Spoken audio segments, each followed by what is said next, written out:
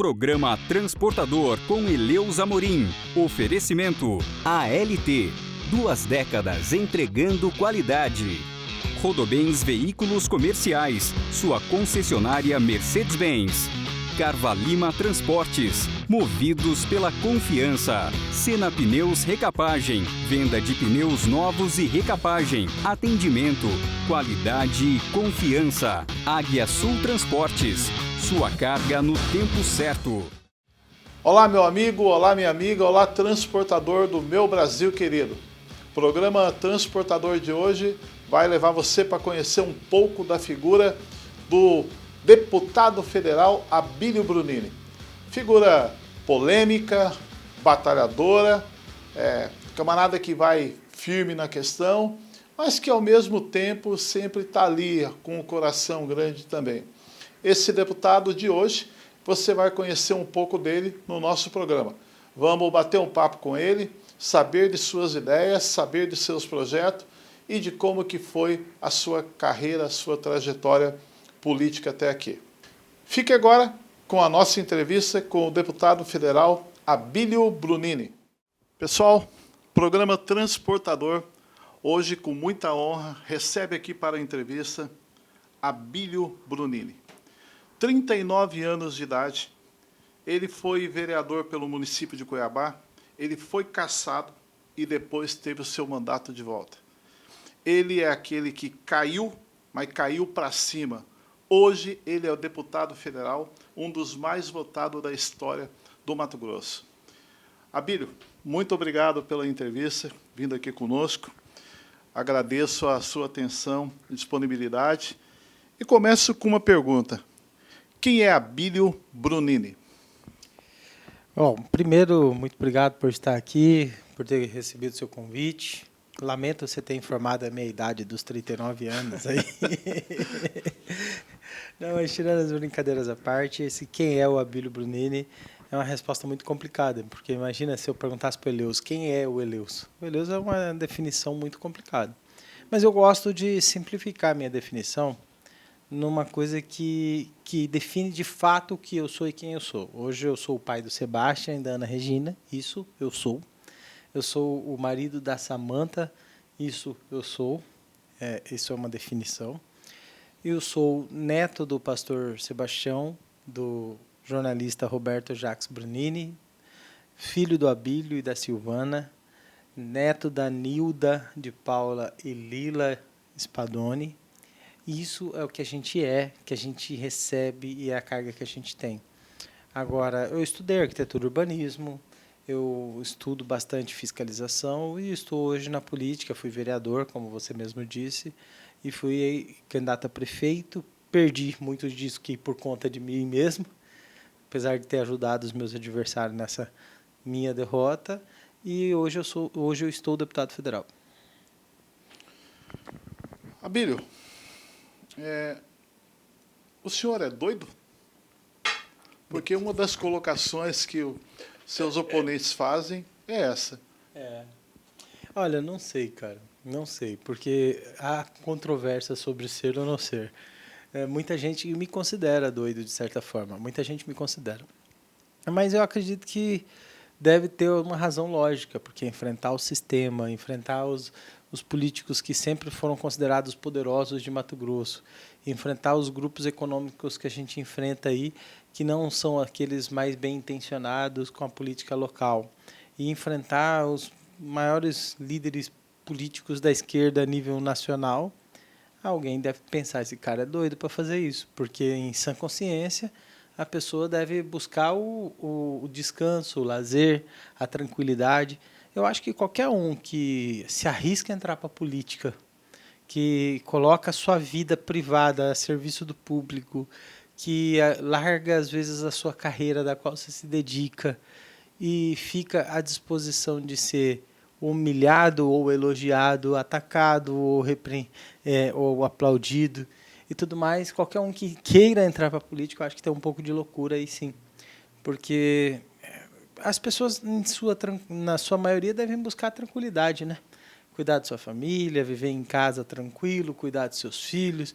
A maioria da população quer assistir o Jogo do Brasil sem se preocupar se alguém está sendo injustiçado na entrada do Jogo do Brasil. A maioria da população quer a tranquilidade, comer churrasquinho em casa e ficar em paz.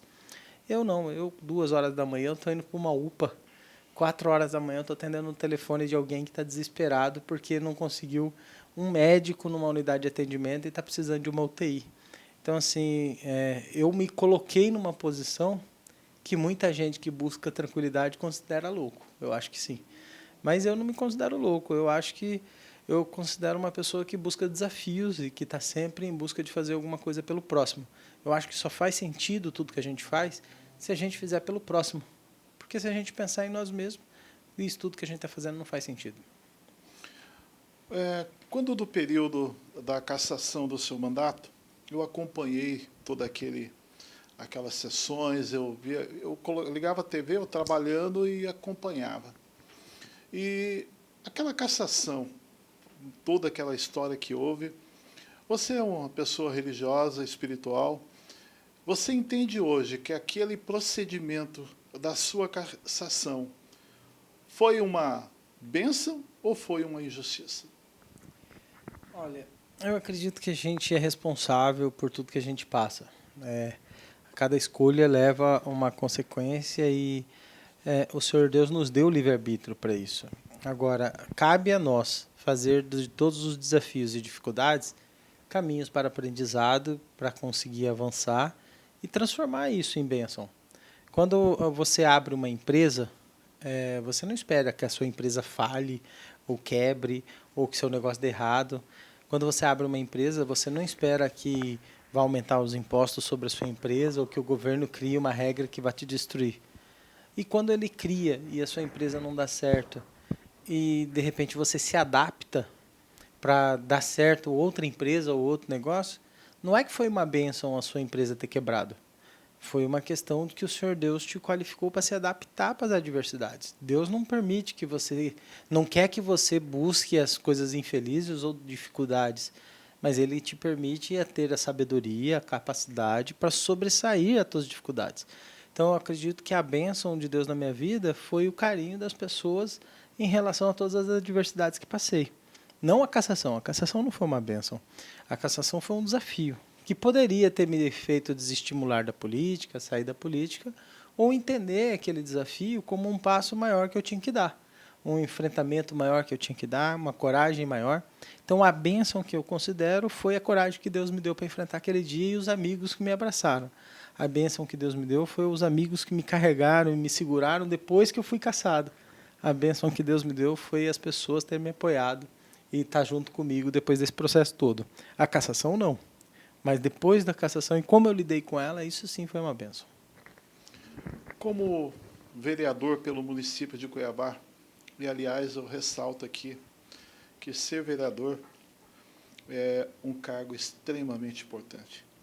Eu me sinto honrado toda vez que eu assumo, que me dão um espaço para mim poder assumir como suplente. Eu me sinto muito honrado de poder me dedicar para o município de Cuiabá. O senhor que teve todo esse mandato à disposição, qual foi o seu maior projeto em favor do município de Cuiabá? A primeira pergunta que eu faria era para você. Falar, Eleuso, você está dizendo que gostou de ser vereador? Você é doido? Mas não é porque você... Eu lembro do seu primeiro discurso, Eleuso, quando você chegou na Câmara, eu acompanho, você falou, olha, eu não consigo entender como que a gente paga por tudo isso. Nenhum presta atenção, ninguém está fazendo nada aqui, as coisas não são aquilo que a gente esperava que fosse, eles não contribuem com a sociedade do jeito que você esperava que contribuísse. O primeiro discurso, eu acho que foi um dos primeiros discursos seu lá, era um discurso de frustração e decepção. Eu lembro muito bem disso. E depois você veio evoluindo e buscando soluções e questões propositivas e tudo mais. Eu entrei na Câmara querendo arborizar a cidade, fazer ciclovias, fazer planejamento urbano. Eu sou arquiteto urbanista. Eu entrei na Câmara sonhando, sabe? Aquele sonho. Cheguei lá e vi que o problema era outro. Que o problema era escândalo de corrupção, era desvio de finalidade da saúde pública e etc. Aí eu comecei a me dedicar à fiscalização. Eu percebi que o município de Cuiabá tem mais de 6.000 e poucos projetos. E não tem nada que você possa criar que já não tenha.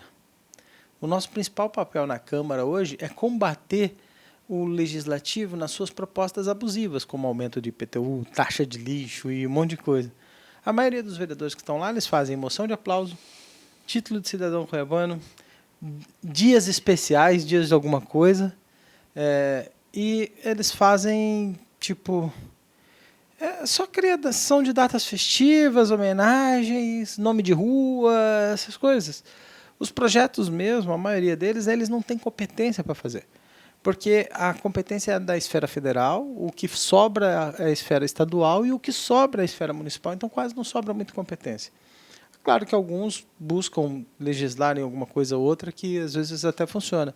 A gente participou de um projeto, a gente tinha projetos em conjuntos, eram 7 vereadores que tinham a união nesses projetos. Um desses que nós apoiamos muito foi a questão do cemitério para animais, que a gente entendia como uma causa nobre e era uma causa de competência do solo, então tinha que vir do executivo, a gente mandava o anteprojeto para lá, eles mandavam para cá. Eu falei muito sobre a questão do direito da mulher, falamos sobre a premiação igual, e foram algumas coisinhas assim. Mas o que eu achava que era importante mesmo era a fiscalização, tanto que eu me dediquei mais à fiscalização da saúde do que às pautas legislativas. Abílio, uma pergunta para você que pontos de polêmica assim. Essa é aquela cara de que tá. Você é contra a cassação da vereadora Edna Sampaio? Próximo intervalo, depois do intervalo você vai acompanhar conosco.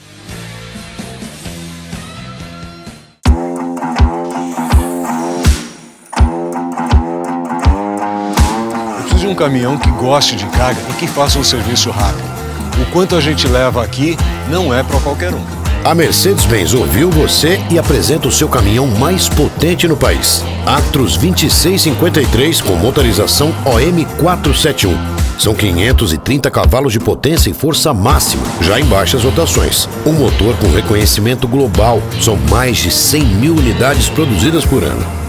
Economia é importante também. Sem dúvida. Por isso, a nova motorização OM 471 está muito mais econômica. Tá, mas a segurança nas descidas? Para isso, temos o melhor freio motor do mercado, com 580 cavalos. É mais segurança, economia e durabilidade. Actros 2653. Potência, economia e muita robustez. Compre agora e ganhe o plano de manutenção Best Basic, o Mercedes-Benz Uptime e a telemetria Fleetboard. As estradas falam, a Mercedes-Benz ouve e traz a solução.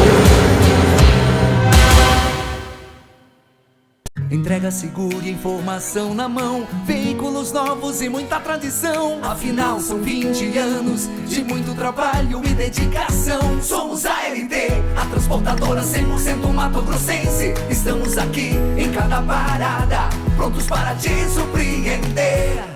20 anos a LT, 20 anos de entrega segura pra você. 20 anos a LT, mato-grossense desde o nascer. A LT, 2 décadas entregando qualidade. Na Rodobens, o seu caminhão tem tratamento de primeira.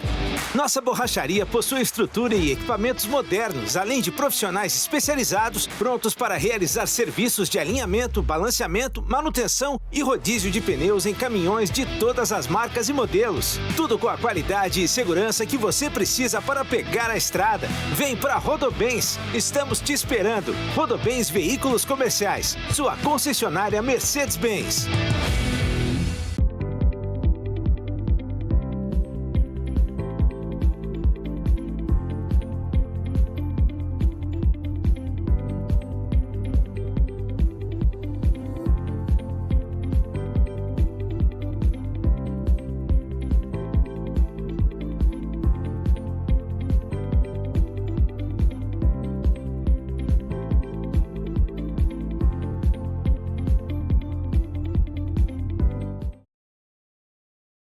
Sena Pneus, a melhor recapagem para os pneus de seu caminhão. Contamos também com pneus novos, alinhamento, balanceamento e truck center completo. Estamos há 30 anos fazendo história no Mato Grosso, levando a nossos clientes a melhor estrutura e tecnologia para rodarem cada vez mais e com segurança. Por isso, pensou em pneus e recapagem? Pensou Sena Pneus. Atendimento, qualidade e confiança. O Laboratório INAC é parceiro do Sindmate e oferece exames toxicológicos com preços especiais. Além do preço, temos rapidez no prazo de entrega e a possibilidade de realização do exame em 7 unidades. Oferecemos ainda desconto nos exames para a detecção da Covid-19 e demais exames laboratoriais para os associados Sindmate. Laboratório INAC, um jeito novo em atender você. Que tal ter mais rapidez e se conectar com o seu cliente em todo o Mato Grosso? Esse é o Conexão Carva Lima. Tem à sua disposição um serviço que utiliza horários estratégicos de carregamento sem depender de redespachos ou outras transportadoras, o que torna a sua operação mais ágil, segura e com a qualidade que você merece. Atendemos todas as cidades de Mato Grosso. Conheça mais sobre o Conexão Carva Lima. Acesse carvalima.com.br. Carva Lima Transportes, movidos pela confiança.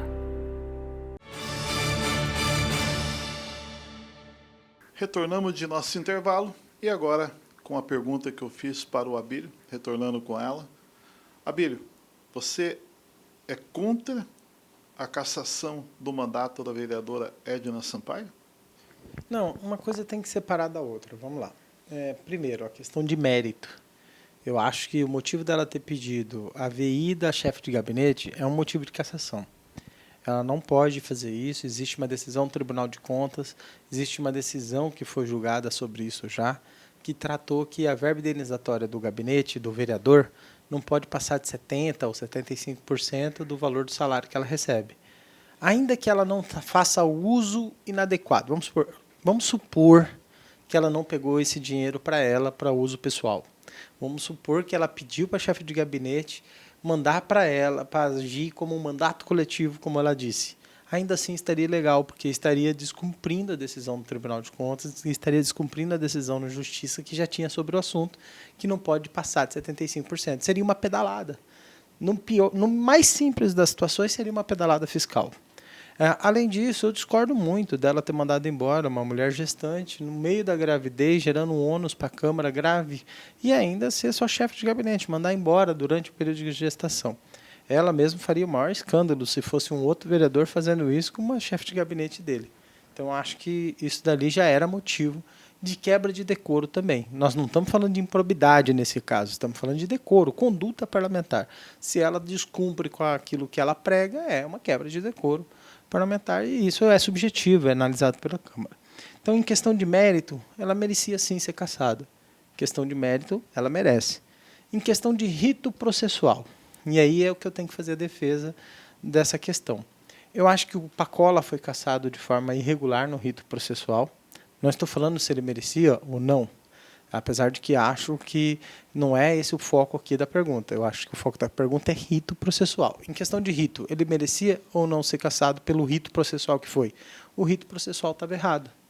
Por quê? Porque o rito tem que seguir o Decreto-Lei 201/67, que é uma lei federal. O regimento interno e a lei orgânica, ela não se sobressai à lei federal. E como que a lei federal diz que deve proceder? Deve proceder da seguinte forma: a Câmara pode receber o pedido, pode encaminhar à Comissão de Ética, que pode avaliar se merece ou não ser cassado. Se merecer ser cassado, então a pessoa vai encaminhar para um sorteio de 3 parlamentares que farão a condução da comissão processante de cassação do mandato. É assim que diz o regimento. E depois ela tem que ser cassada por 2/3. A questão do 2/3 já foi superada, ela teve 20 votos contra ela, então os 2/3 foi superado.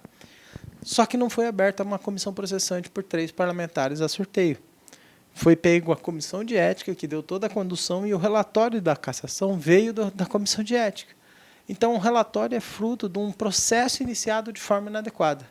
Eu não estou dizendo que o pedido está errado.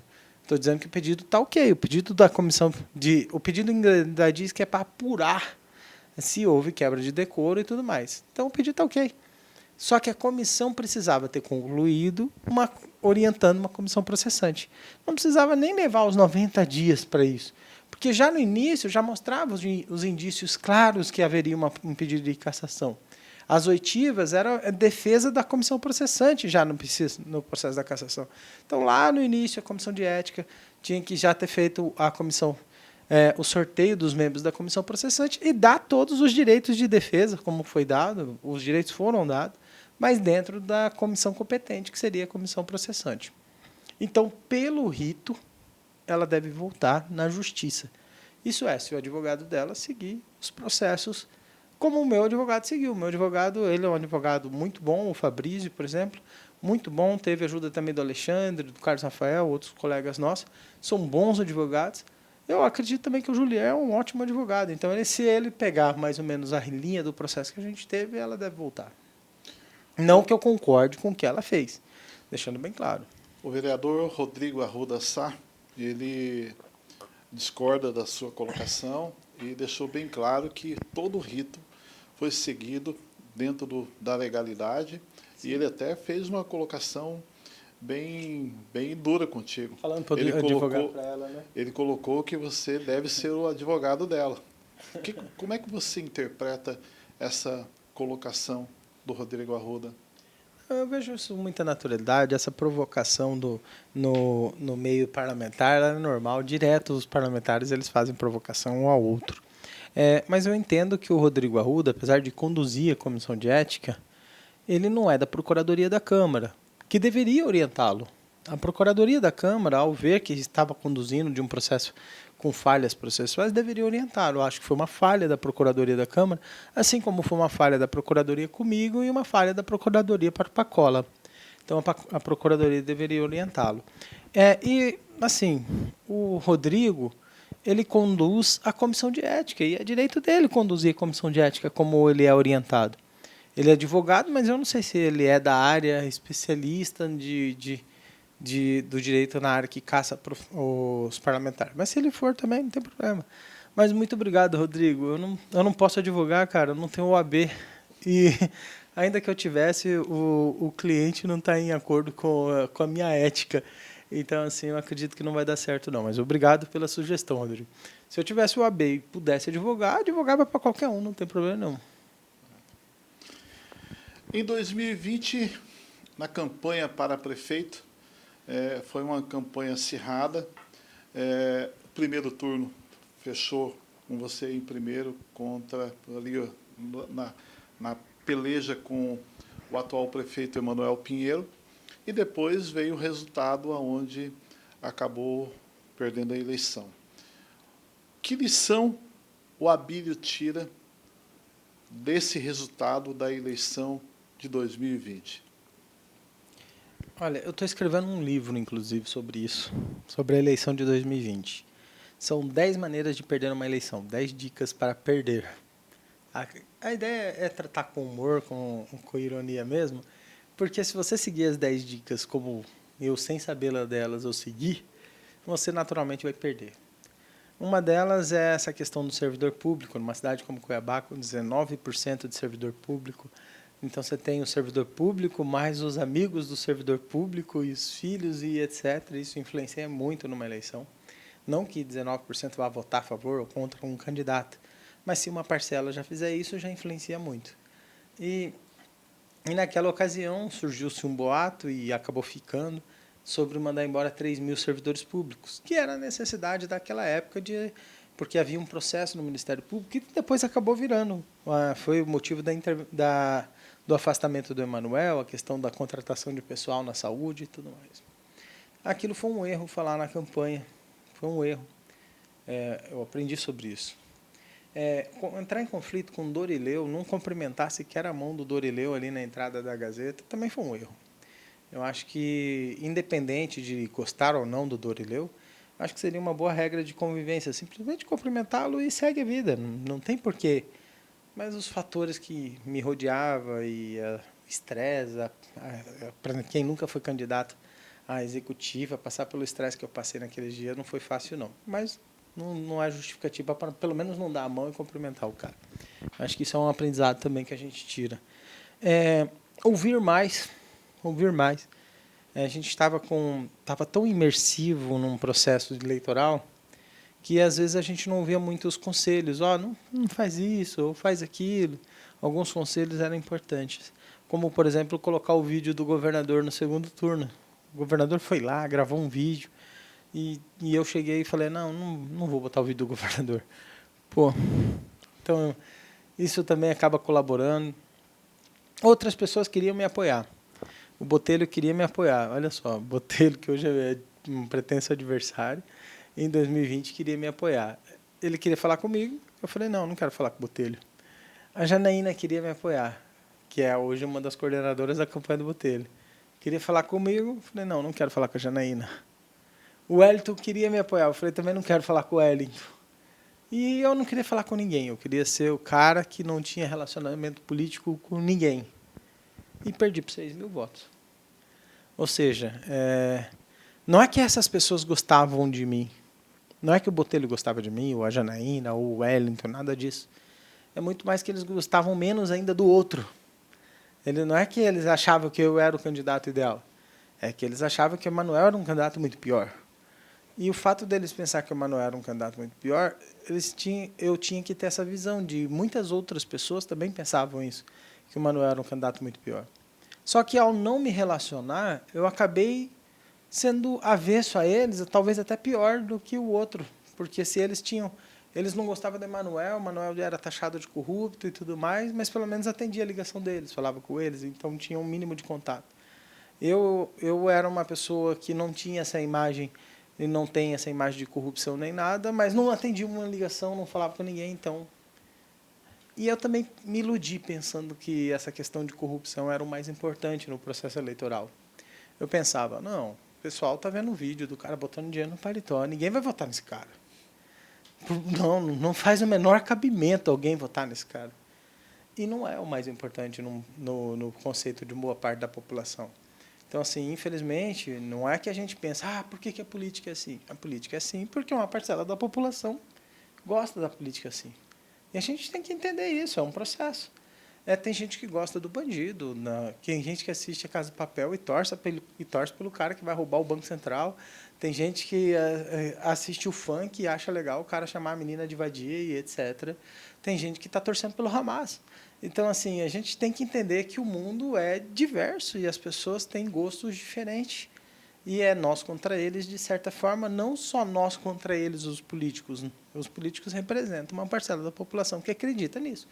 E a gente precisa entender que a questão da corrupção não é o mais importante no meio da população. Senão o Lula também não estava eleito. Então, assim, e não é só o Lula. Tem o deputado que colocou o dinheiro na cueca, hoje é o líder do Lula lá. E ele está eleito. Então, assim, uma parcela da sociedade escolhe isso. Nós vamos para um breve intervalo e já voltamos. Gente, agora eu quero falar para vocês da Pneuart e da Pantanal Pneus. Com mais de 40 anos no ramo, a Pneuart e a Pantanal Pneus se tornou referência no segmento. Pneus para carros de passeio, picapes, SUVs e utilitários, pneus de alta performance, as melhores marcas você encontra aqui. São 10 lojas atendendo todo o Mato Grosso e regiões do Pará. E ainda, a Pneuart e a Pantanal Pneus têm hoje o maior estoque do estado em pneus para caminhões e máquinas agrícolas, além de uma equipe altamente qualificada, com mais de 100 colaboradores prestando todos os serviços com a qualidade e a garantia que você merece. Pantanal Pneus e Pneuart, há mais de 40 anos rodando com você. Procurando opções em peças de reposição para o seu Mercedes-Benz? Na Rodobens Veículos Comerciais você encontra a linha Renove de peças remanufaturadas da Mercedes-Benz. Uma ótima alternativa para você economizar muito, sem perder a qualidade e eficiência que seu caminhão precisa e ter toda a tranquilidade e segurança de rodar pelas estradas Brasil afora, com a mesma qualidade de uma peça genuína nova. Aproveite, passe em nossa concessionária e conheça a linha Renove de peças remanufaturadas. Rodobens Veículos Comerciais, sua concessionária Mercedes-Benz. Que tal ter mais rapidez e se conectar com o seu cliente em todo o Mato Grosso? Esse é o Conexão Carva Lima. Tem à sua disposição um serviço que utiliza horários estratégicos de carregamento sem depender de redespachos ou outras transportadoras, o que torna a sua operação mais ágil, segura e com a qualidade que você merece. Atendemos todas as cidades de Mato Grosso. Conheça mais sobre o Conexão Carva Lima. Acesse carvalima.com.br. Carva Lima Transportes, movidos pela confiança. Pessoal, retornamos de nosso intervalo. Entrevista aqui com Abílio Brunini. Abílio, o então deputado federal Nelson Barbudo, que não conseguiu se reeleger, ele falou para mim num bate-papo, a gente conversando, numa reunião, ele falou para mim o seguinte: eu perguntei para ele como era estar em Brasília no meio de todos aqueles deputados. E ele fez uma colocação: eu conheci o inferno. Como é que você hoje, como deputado federal, eleito com 84 mil votos para poder representar o povo do Mato Grosso, como você vê hoje esse espaço todo lá e como é a convivência? E o Nelson Barbudo estava errado ou estava certo? Então, eu fui treinado na Câmara de Cuiabá. Então, você chega em Brasília, a única coisa que muda é você tem mais... Aqui na Câmara você tem um Adevair. Lá em Brasília você tem mais Adevair. Vários Adevair. Vários Juca. Vários, vários Renivaldo, vários outros nomes iguais a esse com posturas semelhantes. Lá tem um grupo, 120 deputados que são esquerda, militante, ideológico. Tem 120 deputados que são direita, militantes e ideológicos. E tem o centro que define o que vai ser votado e o que não vai ser votado. Às vezes o centro só vai lá, bate presença e vota tudo online. Então, ela não existe um conflito ideológico com o centro. O centro ele é conservador, inclusive. Incrível, né? Falar que o centro é conservador. Pois é. Mas o centro é conservador. Se a pauta for da família, o centro não vota. Se a pauta for das drogas, o centro não vota. Então, boa parte das vezes que os projetos são ideológicos, familiar e conservadores, o centro se junta com a direita e a direita ganha, como o marco temporal, por exemplo. Quando as pautas são de governo, e aí envolve PIX para os seus municípios, emendas e etc., aí o centro se junta com a esquerda e vota. Ele é um inferno? Olha assim, se você tiver uma experiência como a que eu tive em Cuiabá, a adaptação é mais fácil. Agora, se você nunca foi vereador e chega direto lá e vai enfrentar aquela realidade lá, você nunca ter passado por um pré-aquecimento, você está entendendo? Não passou pelo pré-aquecimento, aí realmente você vai ter um choque muito maior. Apesar de que muitos fazem discurso contra a Câmara, mas chegam lá e têm uma postura semelhante aos demais da Câmara. Porque é muito difícil deles chegar lá e ter um posicionamento 100% de confronto. Eu optei não ter um posicionamento 100% de confronto no sentido pessoal da coisa, mas eu optei por fazer confronto ideológico. Então, eu estou entre os 120 da direita, que faz confronto ideológico, a 120 da esquerda, que não votam as pautas do governo, e ridicularizo aqueles que fazem a questão da esquerda lá, como, por exemplo, a manifestação de apoio ao Ramais, a gente ridiculariza eles, a gente apresenta os projetos e defende as nossas pautas.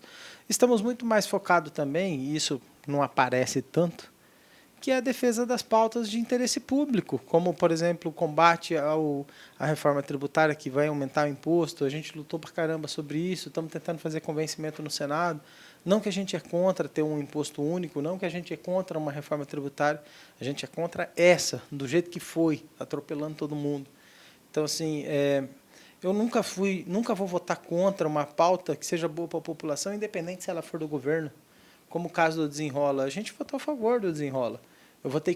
Todo mundo votou a favor, não teve nenhum voto contra o Desenrola. Ele foi uma votação não nominal, ela foi uma votação simbólica, então todo mundo foi a favor.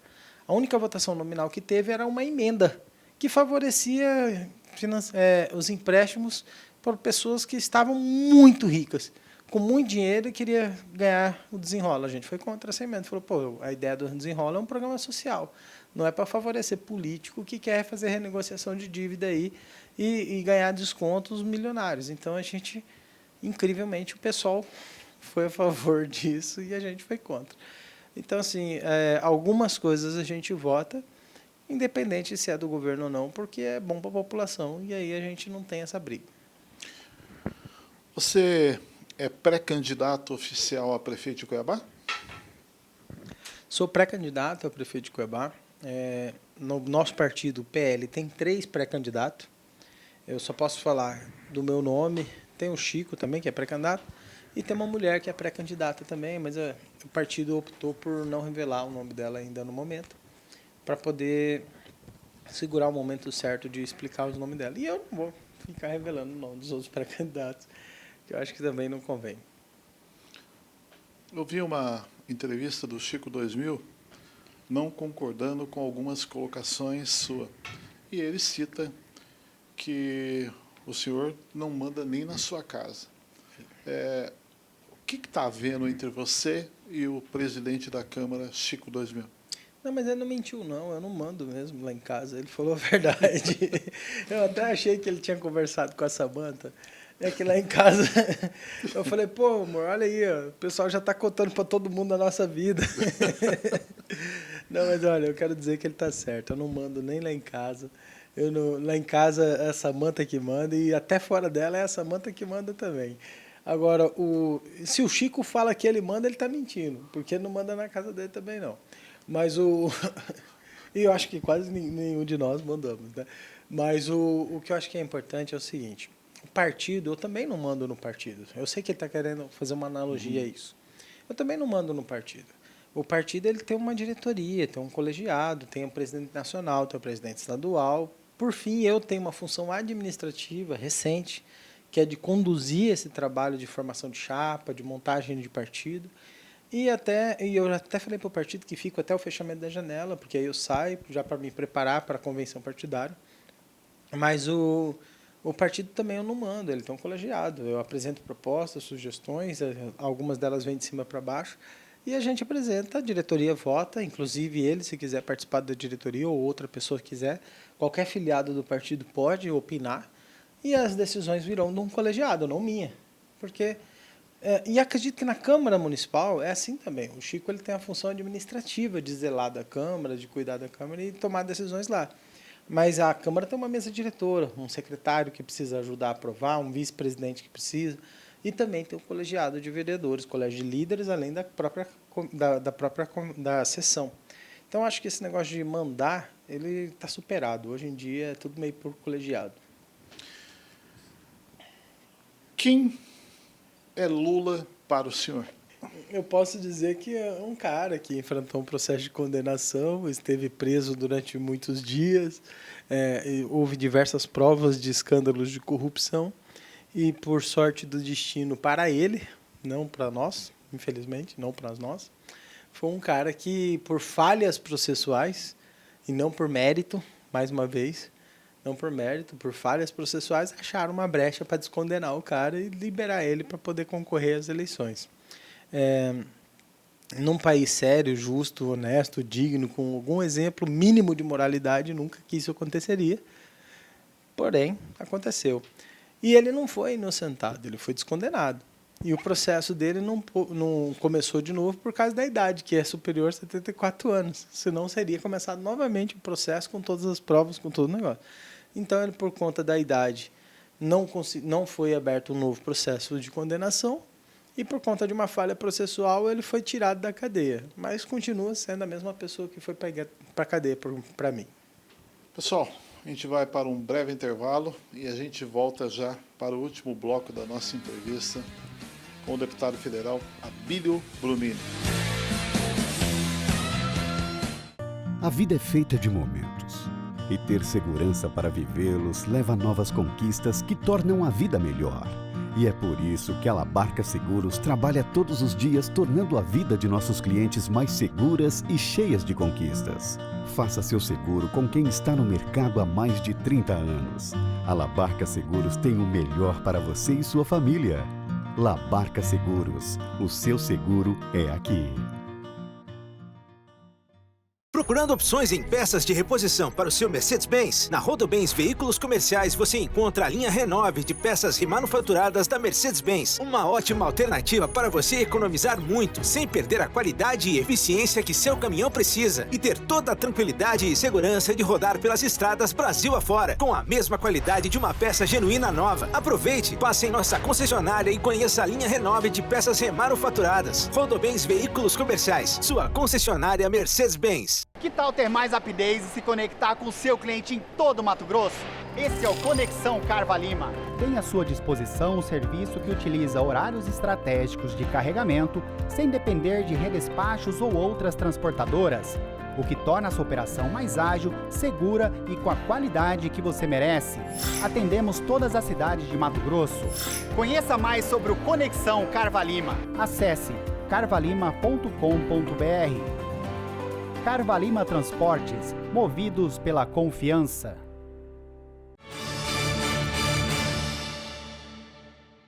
Pessoal, retornamos de nosso intervalo em entrevista com o deputado federal Abílio Brunini. Da mesma maneira que eu fiz a pergunta anterior sobre o presidente Lula, eu faço uma pergunta ao senhor. Quem foi Bolsonaro para o senhor? Para mim, esse aí é ainda quem é, não é quem foi, é quem é. Porque ele está na ativa, está vivo, está em plena atividade. O Bolsonaro, eu acho que é uma pessoa que, aonde vai, junta multidões. E é uma pessoa que lutou pelos valores que nós acreditamos, valores que todo brasileiro que defende a família acredita, todo brasileiro que quer uma liberdade econômica acredita. Foi o primeiro presidente do Brasil que reduziu impostos e aumentou a arrecadação reduzindo impostos. Nunca antes na história desse país, que nem o outro disse, nunca antes na história do país um presidente havia reduzido impostos e com isso gerado mais emprego e aumentado mais a arrecadação. Então o Bolsonaro ele fez um bom trabalho, mas teve falhas na comunicação, que não conseguiu comunicar adequadamente ou foi refém de um processo de comunicação no nosso país ainda que precisa ser ajustado, e isso acabou deixando com que ele não conseguisse passar para a sociedade todas as coisas boas que ele fez. Não teve um município durante a pandemia que não recebeu recurso do governo federal. Não teve um município durante a pandemia que não recebeu todas as condições de infraestrutura, tudo que fosse necessário para poder cuidar dos pacientes. Hoje os prefeitos fazem marcha em Brasília contra o Lula por perda de repasse, perda de arrecadação. E durante o período do Bolsonaro, todos os municípios tiveram bonança. O próprio Emanuel, num dos seus vídeos, fala que se não fosse o Bolsonaro, nós teríamos passado muita dificuldade em Cuiabá. Então, assim, o Bolsonaro foi um cara que decidiu carregar uma bandeira da liberdade, da Deus, pátria, família e liberdade, mas o que eu acho que ele defendeu mais ainda, com mais fervor, foi a questão da liberdade, e que, infelizmente, por causa de um processo político de diversas coisas, que eu não vou citar muito para não entrar em conflito, nem ser bloqueado sua transmissão, mas por causa de várias coisas, ele infelizmente foi prejudicado no processo eleitoral. Eu tenho acompanhado na Câmara, no Congresso, lá, na CPMI, os seus debates e juntamente com os demais deputados. E eu tenho acompanhado algumas polêmicas, vejo que tem citado. Uma das polêmicas foi quando o presidente da CPMI pediu que o senhor saísse da sessão. Pode falar mais direto. Sim, mas ele expulsou o senhor ou o senhor saiu? Então, é uma coisa que é importante a gente deixar claro. Um deputado, no caso o presidente estava deputado, ele não tem poder para mandar sair um outro deputado. Ou seja, o presidente da CPMI ele não pode me expulsar enquanto deputado, nem se eu não fosse membro. Ele não pode. Ele pode pedir para sair, coisa que ele fez. Ele não pode chamar a polícia para mim. Vou chamar a polícia. Ele percebeu que ele não podia fazer isso, ele mudou de opinião. Ele falou, vou pedir para você sair e suspender a sessão, para que quando você saia, a sessão retome. Eu poderia ficar lá, se eu ficasse mais 1h30, 2, a sessão seria cancelada. Contudo, quem estava ali naquele dia era o general Heleno. E eu estava me solidarizando a ele, aos abusos que estavam acontecendo com ele. E os deputados de direita mesmo, os nossos deputados, eles me pediram. Falou, Abílio, ajuda a gente tem perguntas aí para fazer. Se você ficar, vai suspender a sessão, ela vai ficar suspensa até cancelar, e aí a gente não vai fazer as perguntas. E como a esquerda já fez, a maioria deles já fizeram as suas perguntas, ajuda a gente para a gente voltar a fazer pergunta. Deputados amigos nossos, eu não vou citar os nomes, mas amigos nossos. Eu falei, então tá bom, então eu vou sair, mas vai ficar feio para mim, vai ficar parecendo que eu fui expulso, até eu explicar vai ser difícil, mas com solidariedade aos colegas, e a gente tem que ter isso, não tem que compreender, em solidariedade eu saí. Aí os colegas falaram, não, nós vamos te defender, assim, você sai aí que nós vamos te defender. Não, então beleza, eu vou sair. Só um defendeu. Mas foi uma lição para mim, tipo, na próxima eu fico e não vai ter mais isso não, porque foi uma lição. A gente, quando eu saí, eles fizeram as pautas dele, ignoraram o que tinha acontecido e tocou a sessão. Mas tá bom, faz parte. A senadora Soraya diz que o senhor usa peruca e chama-se Brunina.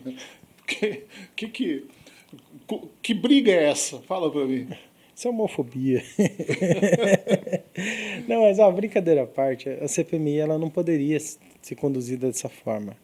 A CPMI tinha assuntos tão sérios para ser tratado, tão sérios. Infelizmente, a gente levou tudo isso para o lado do humor, para não chorar, vou falar a verdade, porque a gente, como brasileiro, a gente tem que tentar achar uma zona de escape de toda essa raiva e todo esse estresse. A gente tem que mostrar, eles não chamaram ninguém da Força Nacional para lá, eles não chamaram o cara que derrubou o relógio para lá, não chamou o Flávio Dino. O Flávio Dino sapateou na cara da comissão, ele acabou com as imagens, não entregou nada, não respondeu, não foi lá, pisou na cara de todo mundo, e ele está pisando na cara do Congresso, e o Congresso está fazendo de conta que não tem nada. Então, assim, a partir do momento que o Flávio Dino percebe que nada vai acontecer com ele, ele está deitando e enrolando. Então, a CPMI ela acabou sendo muito prejudicada. E não é o humor que eu faço, ou a brincadeira que eu faço com tudo isso. Na verdade, o humor que eu faço ele é reativo, ele não é provocativo.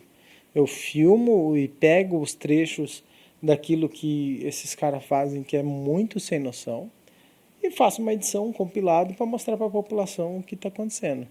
Essa questão da peruca mesmo, aí, cara, que situação. A Soraya estava tentando fazer piada com sobrancelha do Marco Feliciano. Aí, do nada, eu falei para ela, para de ficar zoando a sobrancelha do Marco Feliciano, que isso é homofobia. Aí ela falou, não, você vai botar a peruca. Aí já virou desculpa de peruca. Eu falei pra ela, não, se eu pegar a peruca, vou ficar parecendo meu Malvado Favorito 2, aquele filme que tem o Gru de careca e o outro loiro. Eu falei, não dá, mas não devia ir pra esse lado. Eu acho que a CPMI ela tinha que ter uma outra condução.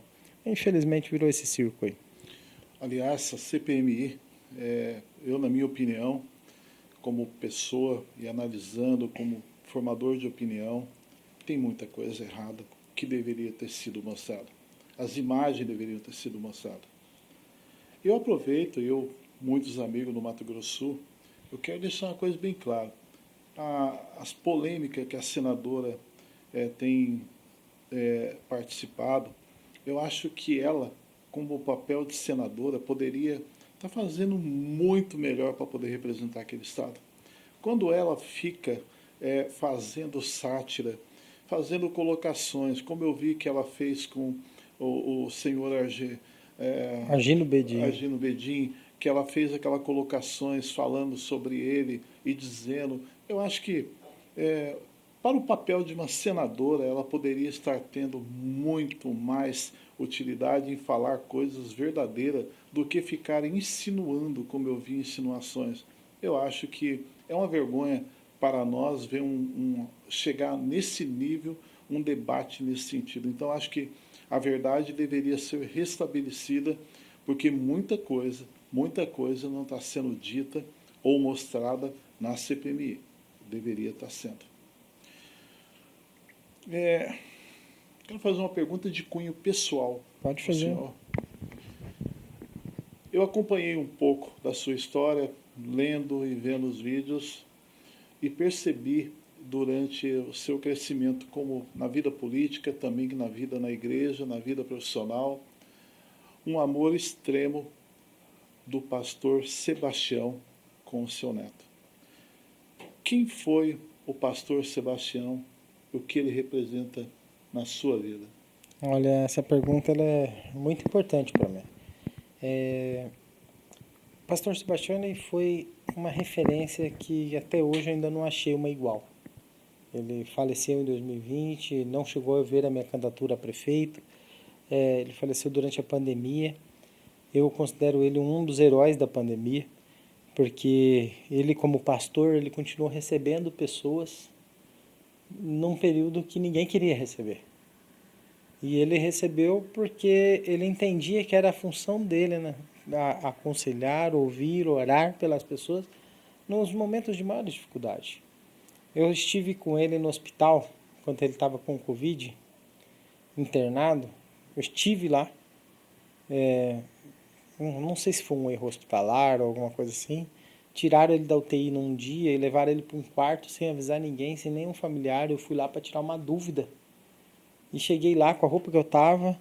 O pessoal falou, ainda bem que você chegou aqui, só vou estar indo para o quarto. Eu falei, mas como? Ninguém foi avisado que ele estava indo para o quarto.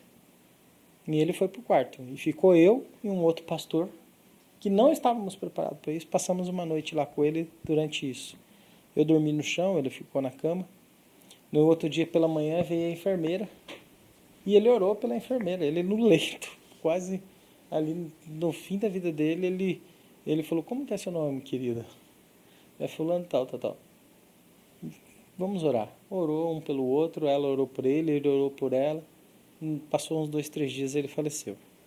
Então, assim, eu entendi, para mim, que o maior exemplo do meu avô foi sempre entregar a vida dele pela igreja, mas não pela igreja instituição, CNPJ e coisa e tal, mas sim pela vocação dele, que ele tinha de entregar a vida pelo outro como missão de vida, de buscar a salvação das pessoas. Coisa que hoje parece que talvez esteja um pouco banalizado. Muita gente não dá muita importância a isso. Acha que igreja é só uma questão de congregar e não uma questão de um alvo maior. E ele me ensinou muito, muito, muito mesmo. Eu estou longe de ser uma pessoa como ele e eu não conheço ainda uma pessoa como ele. Mas eu não estou querendo idolatrar ele nem dizer nada disso. É que a experiência de vida dele foi muito diferente da minha e ele formou uma pessoa diferente. Mas eu sempre que me pego numa situação difícil, eu lembro dos seus ensinamentos. E para mim eles são muito importantes. Eu tenho que honrar, eu tenho isso comigo, eu tenho que honrar a memória do meu avô. Eu tenho que honrar tudo que ele me ensinou. E o meu pai me ensinou uma coisa muito importante com ele. O meu pai abandonou a vida profissional dele, um grande construtor de casas, de tudo mais. O meu pai estava muito bem financeiramente, mexendo com isso.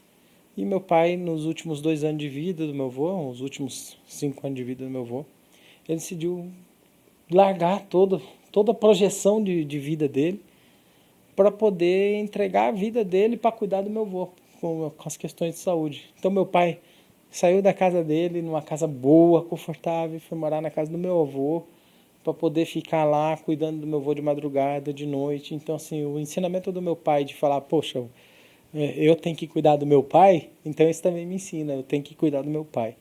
E às vezes a gente lembra daquela música, né, que um pai cria 10 filhos e 10 filhos não criam um pai. Eu não posso falar isso do meu pai. Meu pai se dedicou a cuidar do pai dele e me ensinou que isso é um legado muito importante. Estamos chegando ao final da nossa entrevista e o Wilson Santos ele tem o apelido de Galinho. O Wilson Santos tem o apelido de Galinho, então arrepia e fica bravo. E é um bom deputado no sentido de briga, né? Sim. Eu, vendo a história do Abílio e vendo a história um pouco de um homem que eu acompanhei um pouco na história da humanidade, hoje na história de Israel, que já faleceu, que o Ariel foi o primeiro-ministro, foi general, foi um grande combatente chamado Ariel Sharon. ele tinha o apelido de Trator. Vendo o deputado Abílio na sua atuação no Congresso e também batalhando muito, eu vejo que esse apelido também pegaria muito firme. Abílio, o Trator. Obrigado pela entrevista. Tenho certeza que a população de Cuiabá, do Mato Grosso, vai conhecer um pouco mais da personalidade. Hoje ele está light, tá? Está light, mas ele vai para cima e vai com tudo. Muito obrigado pela entrevista, pela sua participação conosco no programa. Só fazer uma correção. Na questão do Wilson, ele tem um trabalho muito importante ele teve um trabalho muito importante, que foi nessa questão de mostrar um parlamento de confronto. Ele teve muito isso no parlamento, quando ele foi vereador, depois como deputado. E isso a gente tem que ver com as outras pessoas como que eles são. A esquerda sempre foi uma esquerda de confronto, uma esquerda de enfrentamento. Hoje eu chego no parlamento e olho para eles e falo, aprendi com vocês. Se vocês davam trabalho, vocês brigavam, vocês iam para cima, vocês enchiam o saco, vocês eram do incômodo, hoje eu aprendi a ser oposição com vocês. Então, se vocês fazem isso, hoje eu falo para vocês, nós vamos fazer isso para ensinar vocês agora, que vocês fizeram com a direita por muito tempo, nós vamos devolver para vocês em dobro. Porque se eles incomodaram o governo Bolsonaro nos últimos 4 anos, perturbando mesmo, incomodando mesmo, agora a gente vai mostrar para eles que a gente aprendeu e que sabe fazer. O Wilson, ele tem um posicionamento na Assembleia, ideologicamente contrário, eu e ele temos um posicionamento muito ideologicamente contrário, mas em algumas pautas a gente tem entendimento. Por exemplo, eu defendo que as pessoas tenham direito de pesca. Eu acho que não é proibir a pesca por 5 anos que vai fazer o rio melhorar. Se você não parar de liberar PCH, se você não parar de liberar as dragas, se você não mudar o comportamento em relação ao rio, você só vai prejudicar as pessoas que são pescadores que têm uma história, têm uma tradição cultural. Ele é mais à esquerda, eu à direita, nós temos posicionamentos muito contrários. Mas nessa questão da pesca, por exemplo, nós temos um pensamento em comum. Muito obrigado. Obrigado, Abílio.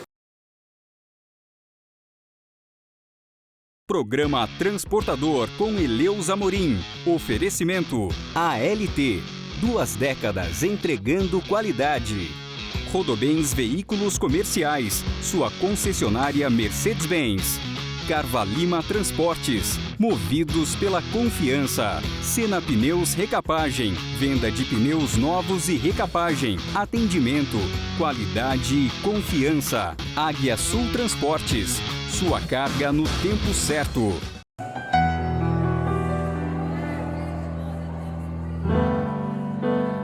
Como Zaqueu, eu quero subir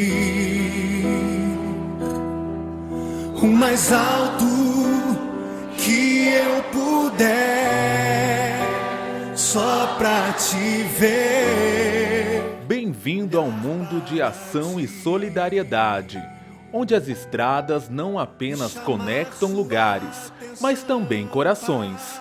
Nesta jornada pelo Sindicato das Empresas de Transporte de Carga de Mato Grosso, você descobrirá como a força das rodovias se une à beleza da compaixão. Entre 2022 e 2023, várias ações foram realizadas pela entidade. Na velocidade dos sonhos, o Sindimate não só transporta cargas, mas também sorrisos. Crianças carentes do bairro Pedra 90 encontram alegria e adrenalina em uma jornada especial ao Autódromo da Bom Futuro. A celebração da força feminina não fica para trás. O Sindimate reconhece as mulheres do setor de transporte de cargas, unindo-se a elas em um almoço de empoderamento, fortalecendo laços e abrindo portas com o projeto Dona Gissi. Na dança da vida, o Sindimate estende a mão à Associação São Domingos Sávio, vestindo crianças em situação de vulnerabilidade, com uniformes para o projeto de capoeira, reescrevendo histórias com passos de esperança. Solidariedade é a estrada que todos nós compartilhamos, desde a ajuda ao Hospital do Câncer, de Maria Helena ao caminhoneiro Max, a família Sindimate se estende para ajudar os necessitados em momentos de dificuldade. Nas pistas da vida, o Sindimate acelera o apoio. Desde a corrida Homens do Mato até a corrida do BOPE, eles correm lado a lado com as corporações, promovendo saúde, valores e um futuro mais limpo. Cuidar vai além das estradas. E por isso, o Sindimate luta por melhorias, não só para os transportadores, mas também para a população, garantindo descontos em exames e promovendo a CNH social. O Sindimate, onde a estrada é tecida com amor e compaixão, transformando vidas em cada curva. Aqui, a solidariedade não tem limites e o transporte de cargas se transforma em transporte de esperança. Mexe com minha estrutura, sara todas as feridas, me ensina a ter santidade, quero amar somente a ti.